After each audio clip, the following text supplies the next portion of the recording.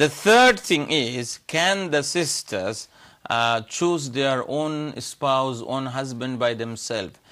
There should be understanding within the family. That means even the parents should allow that. Sometimes if the parents are not able to give anybody suitable, then give them freedom to choose anybody, then consult and get together and decide. But there should not be any hidden relation. I have to be very frank with it. Sometimes the people are having hidden relation, going for dating and other things, then coming back and saying, oh, I chose it. Don't have anything hidden. Make it clear that yes, I will, if I find somebody, I'll inform you, we will discuss, and then if it's suitable, then we'll go for that. Unfortunately, that's not happening. If that happens, then parents should allow that, because sometimes we don't get that. These three things we said, there could be many other solutions for this, inshallah, and I hope that Dr. Abdullah as well can give us some solution. Thank you very much once again for your nice email, and keep writing to us, inshallah. Thank you, Dr. Lais. Thanks very much for your email. Jazakallah khairan. We are going to the callers, inshallah, at this moment. Assalamu alaikum. Alaikum. কে বলছেন, কোথা থেকে বলছেন ভাই? আমি London থেকে বলছি। ভালো আছেন নি?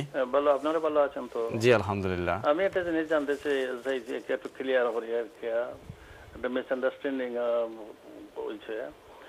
দাড়ি রাখার সুন্নত না ফরজ, আর মানে জোর নামাজ সুন্নত জেনে পড়ানো ওয়াজিব সুন্নত এবং ফরজ, এই নামাজ জেনে পড়ানো বা নফল, এটা কোন কোন দরকার লাগে বা কোন কাজের লাগে পড়তে হয়?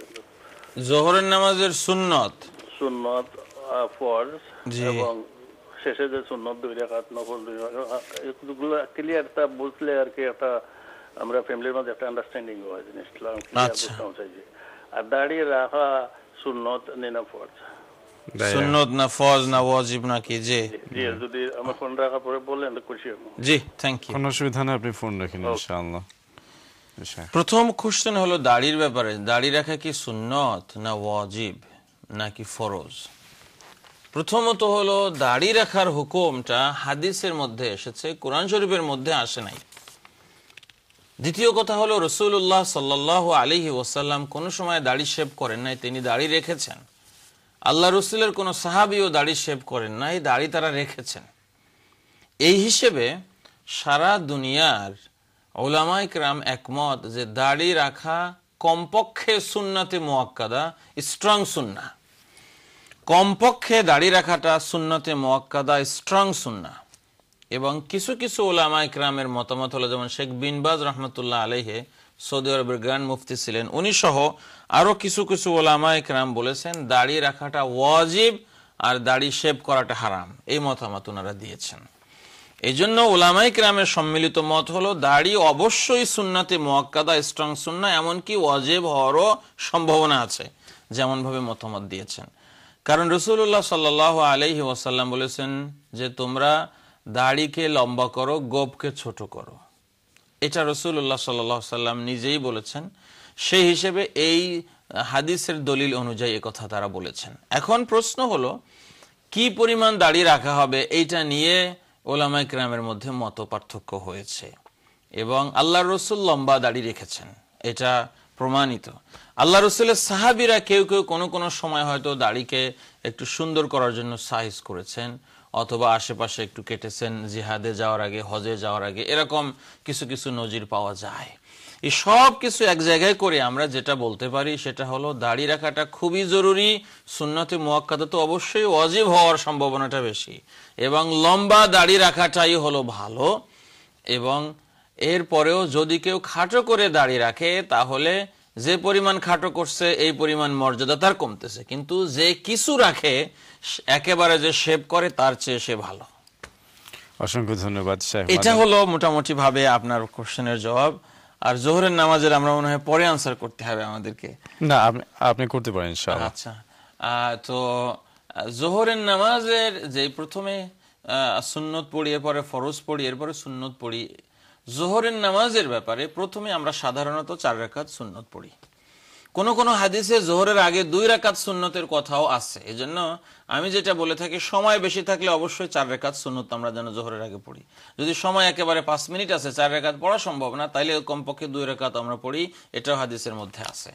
এরপরে রাসূলুল্লাহ সাল্লাল্লাহু আলাইহি ওয়াসাল্লাম 4 রাকাত ফরজ পড়েছেন যোহরের জন্য, এরপরে 2 রাকাত রাসূলুল্লাহ সাল্লাল্লাহু আলাইহি ওয়াসাল্লাম সুন্নত পড়েছেন। আগের 4 রাকাত এবং পরের 2 রাকাত এটা সুন্নতে মুআক্কাদা। আর নফল যেটা আমরা পড়ি, এই নফল যদি কেউ পড়েন তো ভালো, না পড়লেও অসুবিধা নেই। রাসূলুল্লাহ সাল্লাল্লাহু আলাইহি ওয়াসাল্লাম কোনো কোনো সময় পড়েছেন এবং নফল নামাজ পড়ার অনুমতি যে কোনো সময়েই আছে। তো এটা এই জন্য আমরা এইভাবে পড়ি যে রাসূলুল্লাহ সাল্লাল্লাহু আলাইহি ওয়াসাল্লাম এইভাবে আমল করেছেন, আল্লাহ রসুলের আমলটা এইভাবে ছিল, সেই অনুযায়ী যে কোনো নামাজের আমল আল্লাহ রসুলের আমল অনুযায়ী হতে হয়। ধন্যবাদ আপনাকে আপনার ফোন কলের জন্য। অসংখ্য ধন্যবাদ যারা আমাদের কাছে ফোন করছেন। একজন কলারকে আমরা নেব, তারপর আমরা বিরতিতে যাব, বিরতির পরে আবার আসবো ইনশাআল্লাহ। দেখি এই মুহূর্তে কলার কে আছেন। আসসালামু আলাইকুম রহমতুল্লাহ। আসসালামু আলাইকুম। আসসালামু আলাইকুম।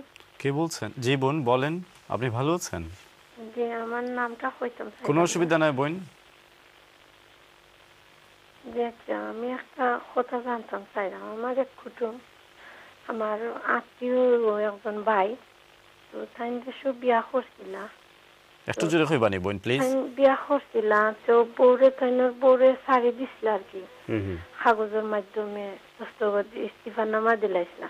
জি জি। এগুলা সাইরা আরেকবার আনতা। আচ্ছা, আবার আনতা। তো খানটা আমি বুঝতাম চাইলাম আনা যাইজ নি না যাইজ নাই, কিলা আনতা।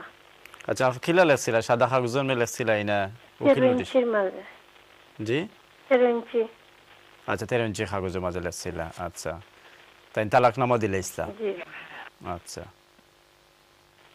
ঠিক আছে, আমরা আনসার শেখ মাদানি ব্রেকর বাদে দিবা বোন, আপনার অনুষ্ঠান দেখতে থাকুক ইনশাআল্লাহ তাআলা। দর্শকবৃন্দ, আমরা একটু বিরতিতে যাচ্ছি। We are going to a short break inshallah. We will be back very very soon. Stay where you are. Keep watching our program. Assalamu alaikum.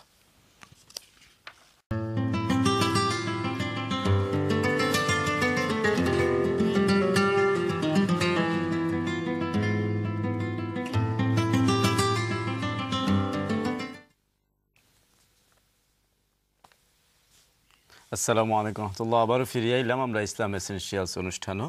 অনেকেও আমরা কাছে ফোন করলাম, আতবার লাগে দেখি এই মুহূর্তে খেয়ে আসেন লাইনও। আসসালামু আলাইকুম রহমতুল্লাহ। আসসালামু আলাইকুম। আমি বার্মিংহাম থেকে ফোন করছি। আপনি ভালো আছেন ভাই? কি বলছেন? ভালো আছি। আমি নাম প্রকাশ করতে চাচ্ছি না।